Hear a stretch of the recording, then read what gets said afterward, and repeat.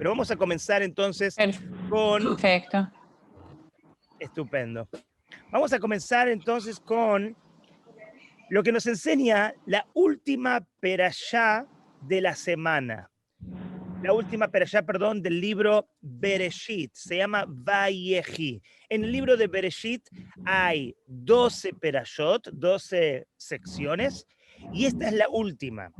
La verdad que el libro Bereshit es una belleza, porque vivimos con nuestros patriarcas, vivimos con Abraham, con Isaac y con Jacob. Y las historias y los relatos son realmente muy, pero muy inspiradores. Hoy, en la perashá de Vayehi, Jacob fallece. Y el principio de la perashá nos dice que Jacob vivió los últimos 17 años. La Torá dice que Jacob vivió 147 años y los últimos 17 años fueron los mejores años de Jacob. Y la Torá dice, Vayehi Jacob beretz Mitzrayim. Vivió Jacob en la tierra de Egipto. Aunque estamos hablando por un lado de su muerte, la Torá habla de la vida de Jacob. ¿Qué significa esto? ¿Por qué hablamos de que Jacob vivió? No solamente porque hablamos de lo que fue su vida, sino que los Jajamim nos enseñan que increíblemente los últimos 17 años de Jacob fueron los mejores de su vida. Sabemos nosotros que la vida de Jacob fue muy, pero muy complicada. La vida de Jacob, escapando de su hermano Esab, que lo quería matar, viviendo con su suegro Labán, que lo engañó, lo embaucó en muchas oportunidades. Luego con el alejamiento, lo que él pensaba que era la muerte de su hijo Yosef durante 22 años. Pero en definitiva, Jacob llegó a Egipto y dice la Torá que en Egipto Jacob vivió los mejores años de su vida, porque fueron 17 años que vivió en Egipto y el número 17 en valor numérico, en gematria, es Tov. Tov, que significa bueno. Tov se escribe con una tet, que vale 9, una Vav, que vale 6, y una Bet, que vale 2, lo que suma 17. Entonces, lo que quieren decir nuestros sabios, los mejores años de la vida de Jacob fueron sus últimos años en Egipto. Y la pregunta que surge es, ¿cómo es posible? ¿Cómo es posible que los mejores años de la vida de Jacob hayan sido en Egipto? Si en Egipto, ¿qué representa? No solamente qué representa. Egipto realmente era un lugar bajo. Egipto era donde estaba el faraón. Egipto, como sabemos en general, y lo hablamos en Pesaj, Egipto es un lugar que representa las limitaciones personales. En todo sentido, todo tipo de desafío representa Egipto, porque Egipto se dice en hebreo Mitzrayim, pero viene de la palabra Meitzarim. Meitzarim significa limitaciones, estrechez, opresión, dificultades, estrés, ansiedad, depresión. Eso representa Egipto. ¿Y cómo es posible que Jacob vivió los mejores años de su vida, no en Israel, de donde provino antes de llegar a Egipto, sino justamente estando en un lugar que representa todo lo contrario? Entonces, para esto tenemos que entender justamente lo que estaba hablando Tami antes en relación a los desafíos. Vamos a notar algo muy interesante. No dicen los Jajamim, nuestros sabios no dicen que Jacob vivió sus años más felices en Egipto. ¿Qué es lo que ellos nos hacen notar? Dice que vivió sus mejores años en Egipto. ¿Qué aprendemos de esto? Que no necesariamente lo que es bueno va a provocar felicidad. Puede ser que vivamos instancias de nuestra vida donde aparentemente y en principio, a priori, no emerge la felicidad, no emerge el bienestar natural, no emerge una alegría profunda. Pero independientemente de eso, lo que está pasando con nosotros puede ser bueno, puede ser positivo, puede ser beneficioso. Y justamente esto es lo que estábamos hablando antes, que muchas veces podemos nosotros pasar en nuestra vida por situaciones de dificultades, situaciones de desafíos, desafíos muy difíciles, como lo que estamos viviendo el último año en relación en general y a nivel global con la pandemia. Pero hay muchas cosas positivas. Quizás alguien va a decir, sí, pero no me siento feliz. Pero quizás el objetivo, vamos, entre comillas, quiero decirlo, no es en principio ser feliz. El objetivo es ser productivo o el ejercicio que se propone es que puedan emerger dentro de nosotros fuerzas muy especiales que tenemos, la mejor versión de nosotros, cosas que no pudieran emerger si nosotros no pasáramos por momentos de dificultad, por momentos de desafíos. Es verdad que ahora quizás decimos, sí, pero no estoy feliz, me siento encerrado, pero quizás aprendiendo las lecciones más profundas que Hashem nos quiere enseñar, podemos a posteriori y como consecuencia y como resultado realmente conectarnos con la verdadera alegría. Esto que les estoy diciendo no solamente es una expresión, es una vivencia, es una enseñanza de la Perashá, de la Torá, de nuestros libros, de nuestros sabios. Creo que es la experiencia de cada uno y uno de nosotros. A mí en lo particular, este año, Besrat Hashem, en unos meses sale el próximo libro, que tiene que ver con todo lo que pasó en lo particular este año a nivel de salud y también relacionado con la pandemia. Yo quiero expresar en mi propia experiencia mis vivencias, mis enseñanzas de cómo a partir de una situación muy grave a nivel de salud, uno puede de todas maneras tener una perspectiva diferente y salir adelante. Y quiero compartir con todo el mundo esa perspectiva, si me es posible. Pero una de las cosas que yo aprendí, estando quizás 4 o 5 meses, les voy a contar un poquito, porque siempre con Beit Simcha hablamos muy personal y como decía al principio, no hay muchos filtros. Pero a partir de lo que me ocurrió a mí, sabrán o no más detalles, yo viví de un día para el otro, a través de tomarme un medicamento, un antibiótico muy fuerte, que no era lo que yo necesitaba, solamente una dosis, yo dejé de dormir. Mi cuerpo perdió la capacidad de saber cómo se dormía. Y por 4 meses yo no pude dormir. Era algo increíble. Pero no solamente lo que ocurrió a partir del no poder dormir, sino también los síntomas que iban llegando semana tras semana, porque semana tras semana llegaban síntomas nuevos. En principio tenía como temblores en el cuerpo, o mi cabeza hacía como si fuera epilepsias, y tenía pinchazos en el cuerpo, y tenía unos dolores muy fuertes que después fueron diagnosticados como neuropatía periférica, y pasaron algunas semanas y ya no podía caminar, y era algo que me estaba perturbando de una manera extrema, muy, pero muy extrema, a tal punto que pensaba que esta situación era realmente lo peor. Y hablé con un doctor en Nueva York que me dijo que me vaya y me interne en Nueva York. Y me interné en Nueva York porque él pensó que lo que yo tenía era un síndrome neurológico que se llama el síndrome de Morvan, pero que él me dijo que es algo grave, pero que no me preocupe, que acá en este hospital, el Lenox Hill, nosotros lo podemos curar y hay 95% de posibilidades de curarlo, etcétera, etcétera. Ok, entonces fui para allá, me hicieron 200 exámenes de todo tipo, la punción lumbar, realmente muy, muy fuerte.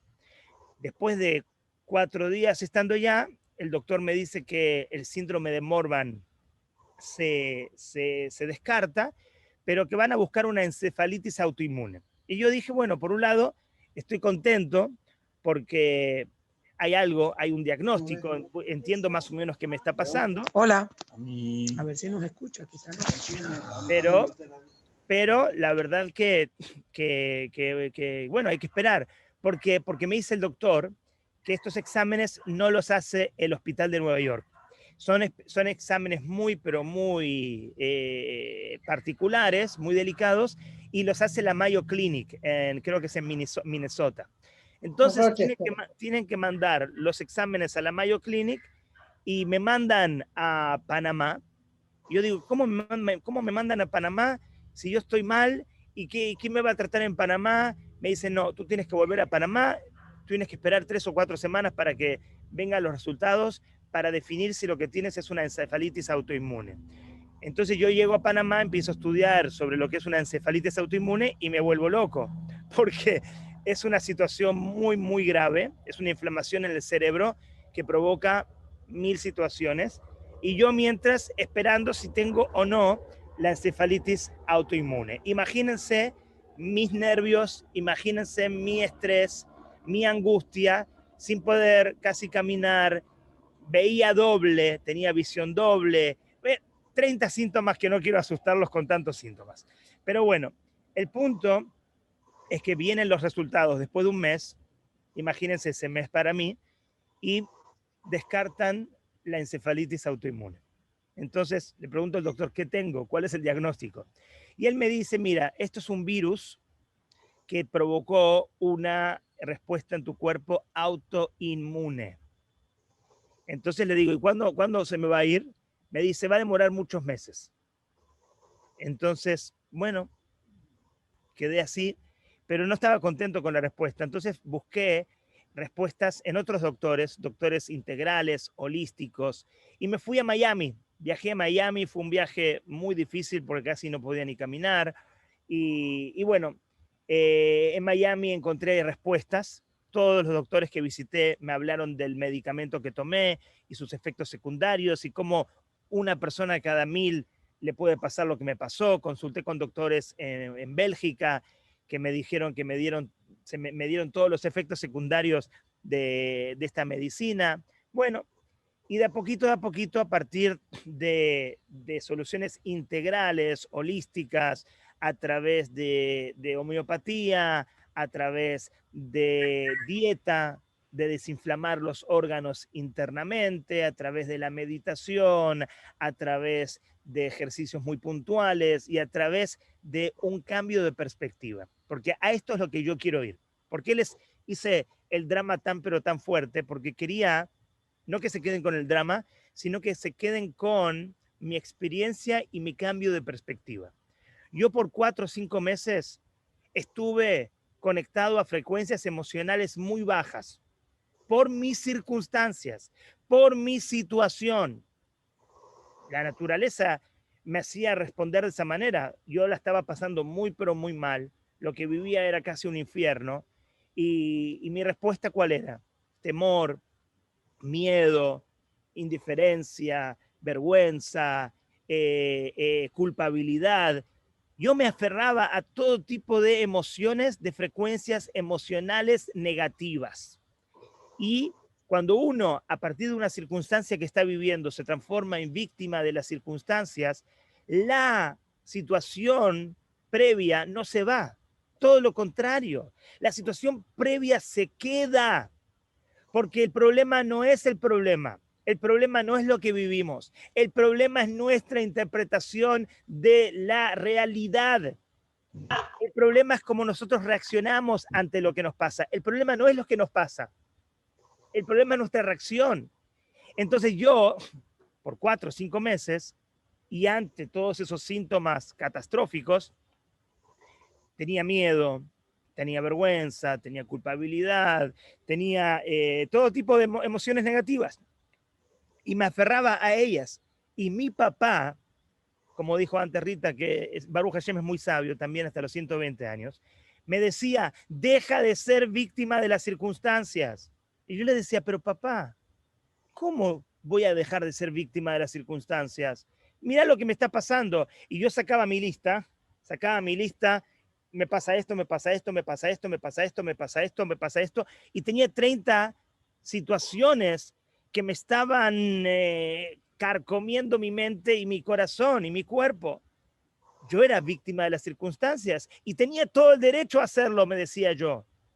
Y tenía que ir a hospitales, y tenía que ver doctores, y tenía que consultar, y tenía que entender lo que me estaba pasando. Y él me decía, deja de ser víctima. Yo no lo entendía, porque nosotros, en una etapa del momento difícil o de el sufrimiento o el dolor, entramos en shock, entramos en una situación donde obviamente no podemos reaccionar positivamente.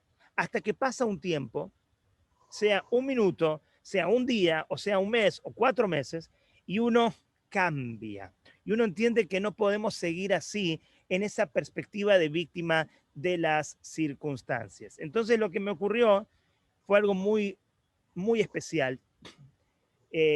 Un miembro de la junta directiva de Betel, viendo mi situación, me mandó una doctora venezolana que vino a mi casa especialmente.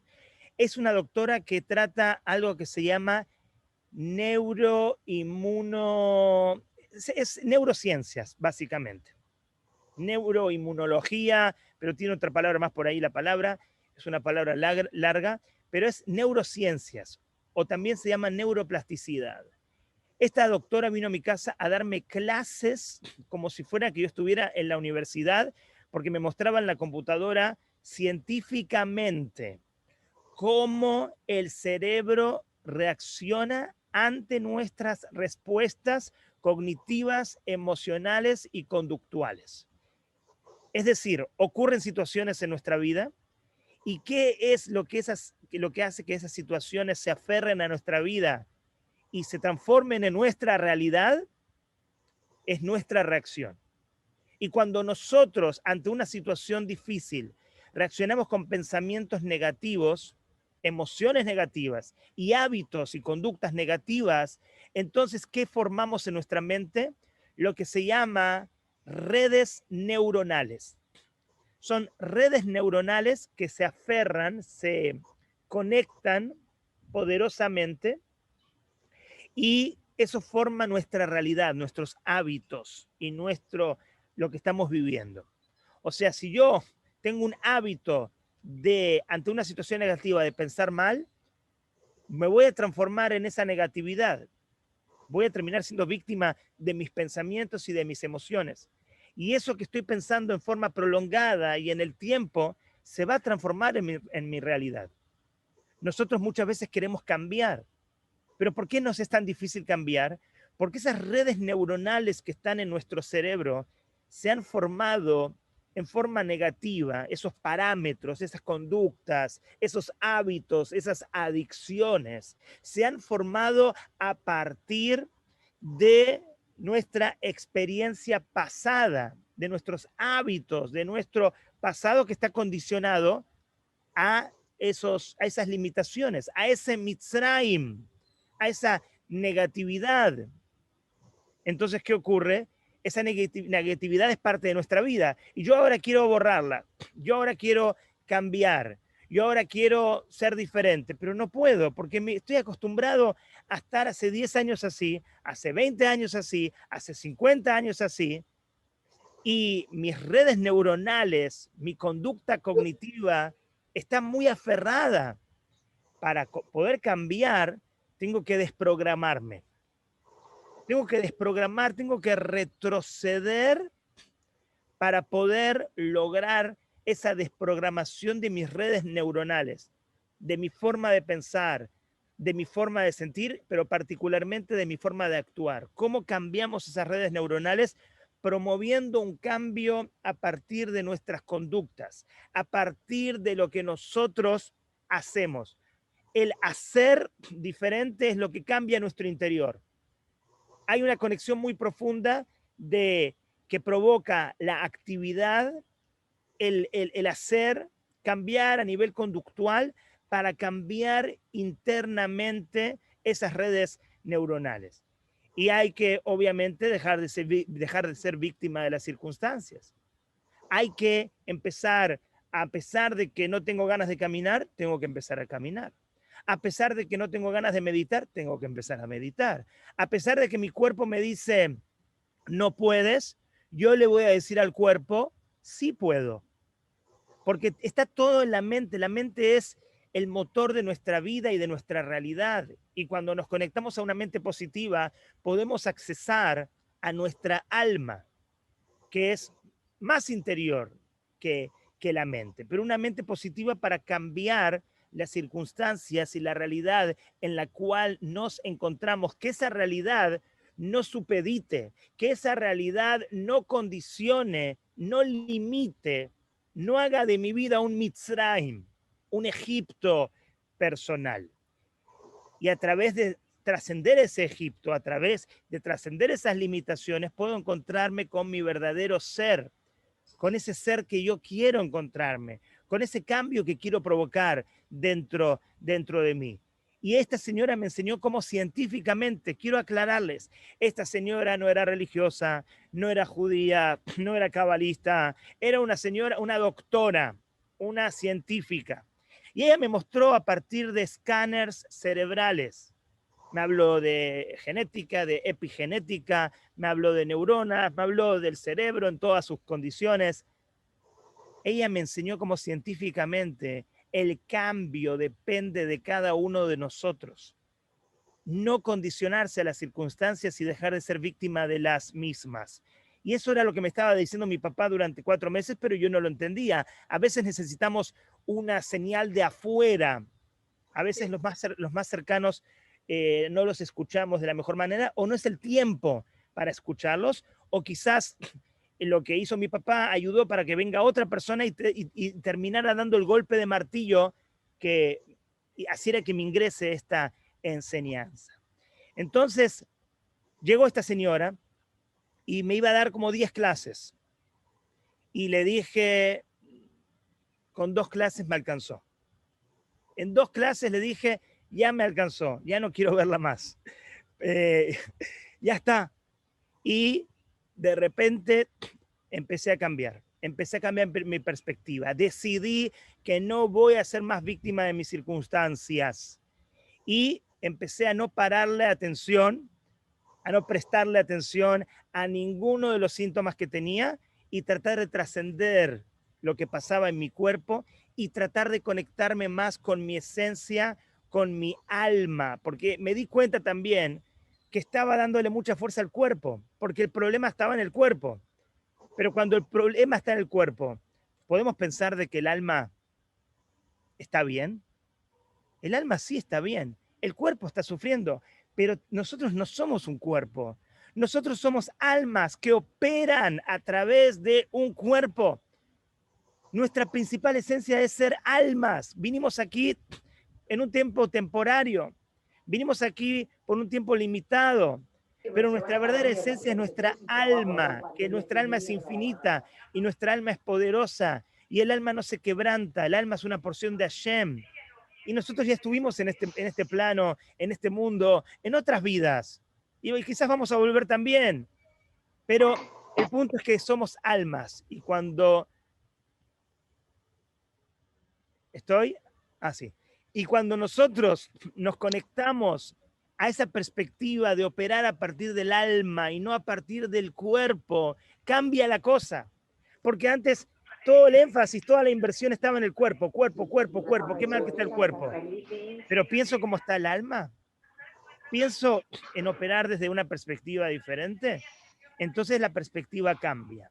Y empezamos a meditar, empezamos a estudiar, empezamos a conectarnos más y de repente llenando de luz. Cuando hablo de llenar de luz, no lo digo en forma poética, en forma real. Cuando uno empieza a estudiar más, cuando uno empieza a dedicarse más a los demás, cuando uno empieza a de a poquito, son porciones pequeñas de luz. Por eso dice la Torá, dicen nuestros sabios, perdón, me'at or dojear bejoshech. Un poquito de luz desplaza, erradica mucha oscuridad. Quizás uno siente que su vida es una oscuridad.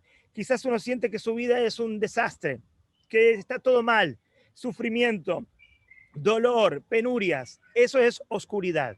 Vienen nuestros sabios y nos dicen, ¿quieres empezar a salir de eso? Tienes que iluminar tu oscuridad. ¿Cómo iluminas tu oscuridad? Me'at or dojear bejoshech. Empieza con un poquitito de luz, un acto de bondad. Empieza a preocuparte por los demás, no tanto todo el día por ti. Antes me preocupaba 24 horas por mí, 24 horas textuales, amigos y amigas. 24 horas textuales porque no dormía, ¿ok? Entonces, ocúpate un minuto de otra persona, solamente un minuto, pero deja ingresar esa luz, deja ingresar esa energía positiva que empieza a desplazar la oscuridad. Y ese minuto en el cual te ocupas de otra persona empieza a desplazar la oscuridad de esas 24 horas y empieza a cambiar todo, porque como dicen nuestros sabios, la oscuridad no tiene fuerza por sí misma.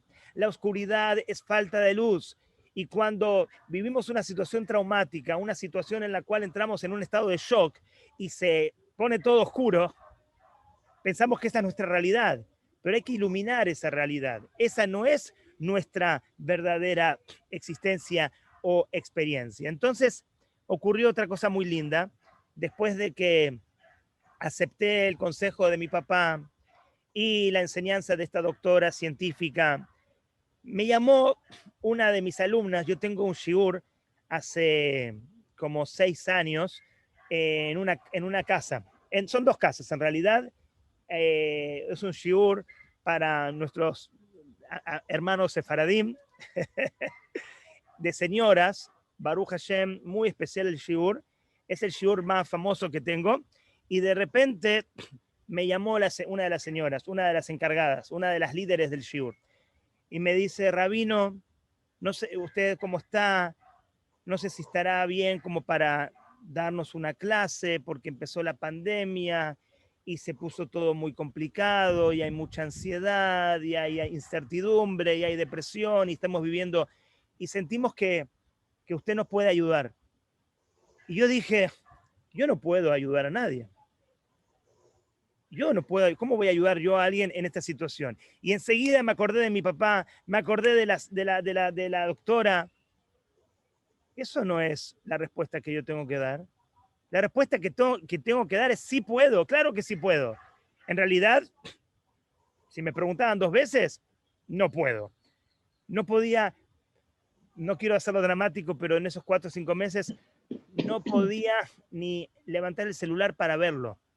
O leía y no entendía lo que leía. Me hicieron una prueba en New York, una prueba cognitiva, neurológica, para ver cómo estaba mi cabeza, y me deprimió haber pasado esa prueba, porque en realidad no la pasé, pero haber atravesado esa prueba.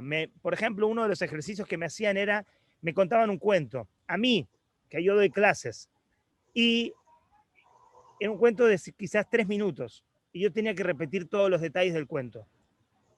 No lo van a poder creer, pero yo tampoco lo podía creer. Yo no podía repetir el cuento. Me trababa en el primer detalle. No, decía el primer detalle y después ya no me acordaba. ¿Y qué era? Y me lo repetían 5 o 6 veces y cada vez, al final que lo pude lograr. Pero todas las pruebas cognitivas que pasé, las fallé por la intoxicación que me provocó este antibiótico, penetrando lo que se llama una barrera en el sistema nervioso que penetra a través de la sangre el sistema nervioso y lo intoxica y lo daña, lo lastima mucho. Entonces, me pidieron dar una clase y yo pensé que no podía, pero yo dije, lo voy a hacer. En contra de mi Egipto personal, en contra de mis limitaciones, en contra de todas las circunstancias y dejando de ser víctima de ellas. Entonces dije, vamos, yo di la clase, duró 40 minutos. Ustedes no se imaginan cómo yo me sentí después de eso. Yo dije, sí puedo. Yes, we can. Sí puedo. O sea, y me entró como una inspiración, una luz. Es como que rompí esas redes neuronales que empecé a romper esas redes neuronales que se habían formado a partir de la experiencia de los 4 o 5 meses anteriores, que fueron muy difíciles. Pero ya me di cuenta que los 4 o 5 meses anteriores no podían condicionar mi realidad presente, porque uno vive en el presente y uno no tiene que dejar condicionar su presente con su pasado, incluso que su pasado haya sido difícil. Entonces dije, wow, me di cuenta que rompí un poquito estas redes neuronales y dije en ese momento, sí se puede, quiero más. Y empecé a dar clases y empecé a dar para Betel 2 clases por semana, por Zoom, que Baruch Hashem fueron muy famosas y la gente les gustó mucho y la gente me empezó a decir que Baruch Hashem los estoy ayudando mucho en la pandemia con los mensajes que estoy dando y que les estoy dando inspiración y les estoy dando fuerza. Y Baruch Hashem, ese fue el principio de empezar a subir un poquito. Pero ¿por qué uno sube? A veces pedimos de Hashem, sálvame de esta situación en la cual me encuentro. Y Hashem está diciendo, si te di todo para que tú te salves, te di el libre albedrío, tú tienes la capacidad de salvarte solo. Obviamente, no lo hacemos solo. Esa inspiración es de Hashem. Pero Hashem nos dio las herramientas para elegir. El libre albedrío, ¿qué significa? Significa, si yo elijo frecuencias emocionales bajas ante las situaciones que vivo o frecuencias emocionales altas. Y esa es mi elección. Si ante una circunstancia negativa yo voy a reaccionar de forma negativa, aferrándome más a la negatividad y haciendo mucho más fuerte la condición primera, o si voy a tomar esa condición primera e incluso agradecer porque la tengo y preguntar, primero poner, como decimos en el carro, punto muerto. O sea, vamos a ponernos como observadores de la situación. Luego vamos a aceptar la situación. Ok, lo que estoy viviendo lo acepto. O sea, no lo elegí yo. La providencia divina me lo trajo, Hashem me lo trajo, ok, lo acepto. El tema de la aceptación es muy, pero muy, muy importante. O sea, no voy a luchar contra esto. No me voy a resistir. No voy a estar preguntándome, ¿por qué? ¿Por qué? ¿Por qué a mí me está pasando eso? Porque eso lo que está haciendo es lastimarme emocionalmente mucho más. Eso me está haciendo llenarme de negatividad en mi cerebro y automáticamente en mi corazón y del corazón a mi cuerpo. Y eso es lo que lamentablemente hace mucho más fuerte la situación primera. La condición que trajo estos pensamientos negativos. Entonces, punto muerto, aceptación, y de la aceptación surge el razonamiento. Empezamos a, ok, Hashem, ¿por qué me mandaste esto? Cierro los ojos y pienso y me dejo llevar.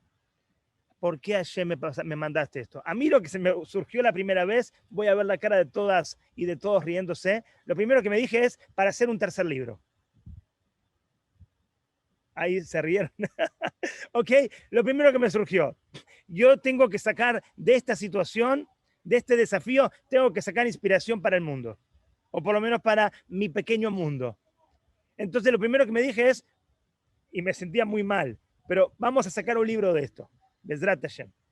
Y después fueron surgiendo otros razonamientos, fueron surgiendo otras enseñanzas, fueron surgiendo otros conceptos que fueron enseñanzas de vida muy profundas, que les quiero decir de todo corazón. Esto es mi experiencia. Por eso lo puedo decir de esa manera. Fueron un despertar de la conciencia, fueron un despertar espiritual. Yo quiero que lo veo así. Mis clases, si eran bonitas, si tenían buenos mensajes antes, ahora yo siento que están enfocadas a otro concepto, o más profundo, o más personal, no sé. Pero siento que la experiencia que viví quiero compartirla con los demás. Quiero ayudar a la gente para que no se ahoguen en un vaso de agua o no se ahoguen en un mar, porque lo que parece alrededor de nosotros a veces es un mar. pero tenemos la posibilidad de interpretar la situación de una manera positiva. A pesar de que se vea todo oscuro, podemos prender esa luz. Y después de ese razonamiento, después de que llegan esas buenas noticias en nuestra mente, porque empezamos a ver el mensaje que propone la situación incluso negativa, y los aprendizajes son muchos, créanme que son muchos, y las decisiones que uno toma a partir de los desafíos que le pasa, y cómo uno se transforma más empático. Si uno era empático o creía ser empático, ahora el nivel de empatía sube. Y si uno no lo era, ahora lo es. Y la relación con la familia, con los valores, con la gente realmente cercana que uno tiene. Y poder decidir a quién darle la energía de uno y a quién no dársela. Eso es otro tema que aprendí, muy fuerte. Antes yo le daba la energía mía a todo el mundo, indiscriminadamente. Y después de esto aprendí de que no, de que uno tiene que dejar muchas veces de ser un pleaser, tiene que dejar de poner, hacer feliz a todo el mundo y pensar en realmente sus energías y dónde realmente invertir con estas energías.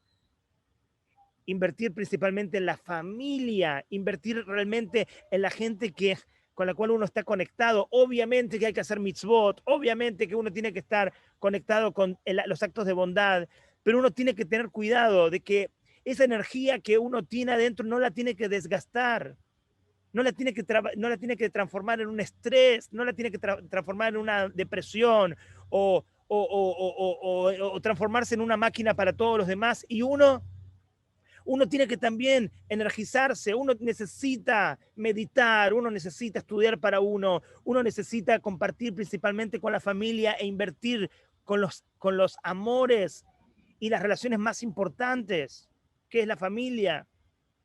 Y a partir de eso proyectarse en el mundo, pero no a la inversa. Y a ver, yo pensé que yo quizás estaba en esa onda de mucho para los demás y para adentro faltaba. Entonces vino una situación así y te conmueve y te desafía el desafío y te hace pensar muy por dentro muchas cosas, te hace entender muchos mensajes muy profundos y muy importantes, y ese es el razonamiento. Y del razonamiento pasamos a la alegría, porque cuando hay tanto aprendizaje, este desafío se transforma en una alegría muy profunda. Y la alegría te lleva al bienestar, te lleva a la paz, te lleva a entender de que más allá de que las cosas pueden pasar por encima de uno y ser difíciles, uno sabe que todo es para bien. Uno sabe que todo es Gam Zu Letova. Todo lo que Hashem hace es para bien. Todo lo que Hashem hace tiene un propósito único, un propósito de trascendencia, un propósito de mejorar, un propósito. Hashem nos está abrazando a pesar de que pensemos que nos está golpeando. Pero todo depende de nuestra perspectiva, de nuestra interpretación, de poder reaccionar con frecuencias emocionales positivas ante lo que nos ocurre y transformamos lo que pensamos que es algo negativo en algo trascendental. Por eso, Jacob, en los últimos, hola Joseph, por eso Jacob, en los últimos 17 años, a pesar de estar en Egipto, a pesar de estar en una situación de aparente dificultad, aparente Egipto, aparente limitaciones, él sacó la mejor versión de él. Sus mejores 17 años, no dice los más felices, los mejores, los más productivos, los más poderosos, los más beneficiosos, salen de Egipto, salen de lo que es el aparente desafío, la aparente oscuridad, la aparente negatividad. Y ahí sale lo mejor. Obviamente que cuando es lo mejor, va a traer a posteriori felicidad. Pero el objetivo no es ser feliz. El objetivo es estar conectado para que luego venga la felicidad. Si buscamos la felicidad, esa no la vamos a encontrar. Si encontramos la felicidad a partir de nuestro crecimiento personal, y a veces nuestro crecimiento personal surge a partir de dificultades, esa felicidad va a ser poderosa. Esa felicidad va a ser verdaderamente alegría. no una alegría externa, condicionada, sino una alegría profunda que surge de nuestro interior, es decir, de nuestra alma. Y esa alma la encontramos a partir de nuestros desafíos. Les agradezco muchísimo la oportunidad que me dan. Terminé haciendo un shiur y compartiendo mi experiencia del último año. Espero que haya sido también productivo. Y tengo unos minutos más hasta mi próxima clase, así que Tami, puedes abrirles el micrófono un poquito. Solo tengo 5 minutos, me tomé un poquito más de tiempo. Rabino, muchísimas gracias, palabras muy inspiradoras. Yo sé que tienen varias preguntas, Sandra, tengo que estar levantando la mano hace ratito, así que te damos la palabra. Sí. El que quiera también participar, puede ir abriendo sus micrófonos. Te quiero preguntar algo, Rav, que me llama mucho la atención. Yo leí tu libro. Shalom Aleichem. Shalom Aleichem. Agut Yontef. Agut Yor. Agut Yor. Pues visto. Ich will preguntar. Fregen. Escribiste tu primer libro, increíblemente, dice, mi ansiedad a tu felicidad. Estás escribiendo algo profundo como lo que estás describiendo ahora. Quiere decir, perdón, con todo el respeto que te tengo, Rav Gabriel, y tú lo sabes que te tengo mucho afecto y mucho respeto, siento que tu primer libro lo escribiste sin la profundidad verdadera que sientes ahora en este momento por todo lo que te pasó. Como que en la vida, yo personalmente siento que te tienen que pasar cosas difíciles para darte cuenta de esas cosas, como a ti te pasaron. Son momentos diferentes, 100%. Yo creo que lo que me pasó hace 20 años, cuando ¿cómo se dice? Lo que pasó hace 20 años fue un primer despertar. Es de alguna manera en otra proporción lo que me pasó ahora. O sea, fueron momentos, en ese momento fueron como 6 meses, mi experiencia con la ansiedad, los ataques de pánico y todo lo que fue el desarrollo después, pero este fue comparativamente mucho más duro, porque en ese momento había ansiedad y había ataques de pánico. En este momento habían 30 síntomas que para mí eran bueno, se imaginarán lo que yo pensaba. Y sí, fue un golpe muchísimo más duro. Y así como el golpe más duro, el despertar de la conciencia también mucho más profundo. Este libro quizás se compara con el libro anterior a cómo serán mis charlas hoy y cómo eran antes. Antes eran quizás muy bonitas y ahora quizás son muy necesarias. Más profunda. Sí, claro. Sí. Es otro, no porque no había, creo que profundidad antes, pero antes creo que salían de un lugar y ahora salen de un lugar definitivamente más profundo.